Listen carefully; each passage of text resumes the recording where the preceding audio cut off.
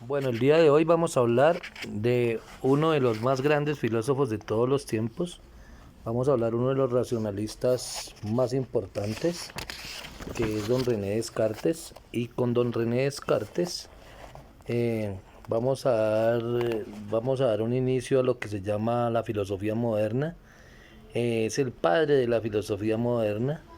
Entonces es muy importante comprender que con el Renacimiento se acelera la crisis de la escolástica de la Edad Media que hayamos dicho, ¿no?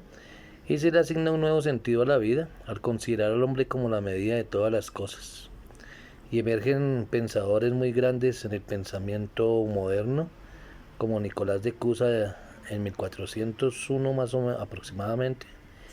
Y viene vienen sus ideas a apuntar a la incognoscibilidad de Dios por la razón humana, o sea, cambian el idealismo escolástico por la razón, eh, en búsqueda de esa razón netamente humana, y Giordano Bruno, que se interesó por la búsqueda de una más coherente concepción del universo. Entonces, cuando hablamos de este señor René Descartes, estamos hablando del padre de la filosofía moderna, que nace en 1596, muere en 1650, y señala el paso decisivo del Renacimiento a la Edad Moderna. La filosofía renacentista ha planteado la necesidad de relacionar al hombre con el mundo, y Descartes hace de esto el tema central de su filosofía. No es puramente especulativa, sino también práctica, por el cual el hombre puede convertirse en dueño y poseedor de la naturaleza. Entonces, por ejemplo, aquí vemos en esta imagen, con frecuencia una falsa alegría vale más que una tristeza cuya causa es verdadera, René Descartes, ¿cierto? Eh, para esto es indispensable poseer un método fundado en la razón humana, que dé al hombre los instrumentos necesarios para llegar al conocimiento verdadero y al dominio del mundo. Esto lo lleva a determinar las reglas y la forma de aplicación del método. Y entre sus reglas se encuentra eh, la regla de evidencia: no aceptar por verdadero lo que no resulte evidente en la comprensión. La otra es la regla de análisis, que nos habla de dividir las dificultades en el mayor número de partes posibles para resolverlas mejor.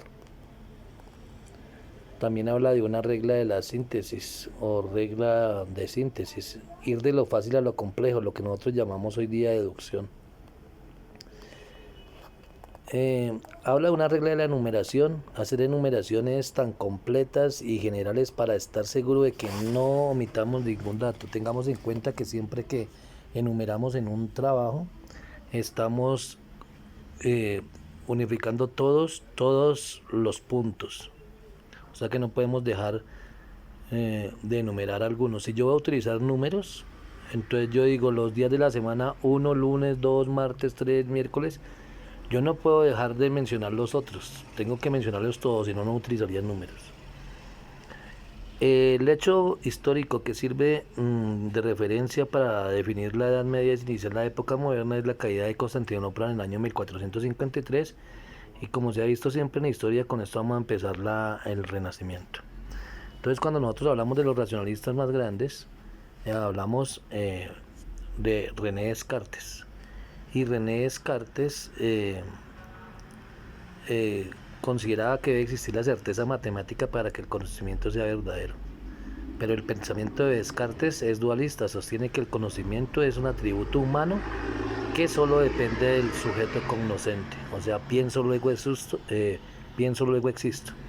Y este pienso luego existo constituye el principio cartesiano del ser, ¿cierto?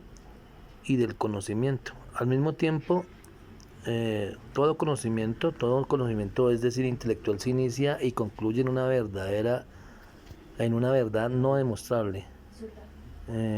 Es una certeza no matemática, en la verdad suprema, la veracidad de Dios, sus obras principales, el discurso del método. Y cuando nosotros hablamos del discurso del método, estamos hablando de, de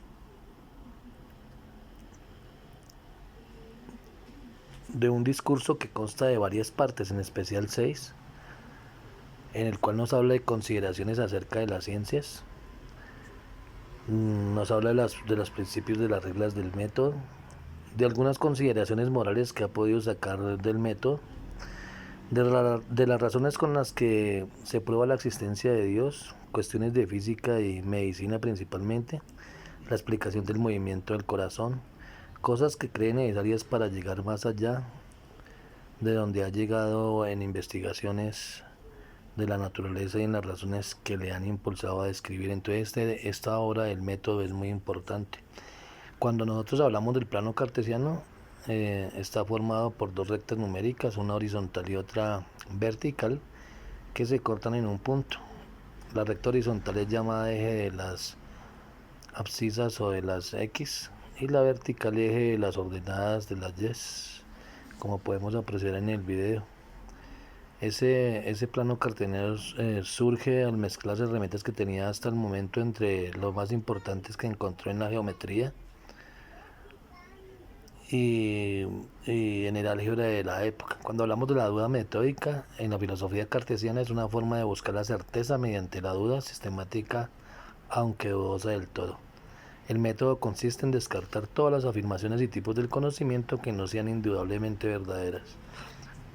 Cuando hablamos de René Descartes tenemos que ver que hay que descomponer todas las partes para llegar a un conocimiento, y él es racionalista, que es una tendencia opuesta al empirismo, una corriente epistemológica que ya hemos visto mucho y que se refiere especialmente a los métodos del conocimiento. Dice Descartes que leer buenos libros es como conversar con las mejores mentes del pasado, porque pues con ellos nosotros estamos recordando toda la forma de pensar. Este es René Descartes. Primero pienso, luego existo.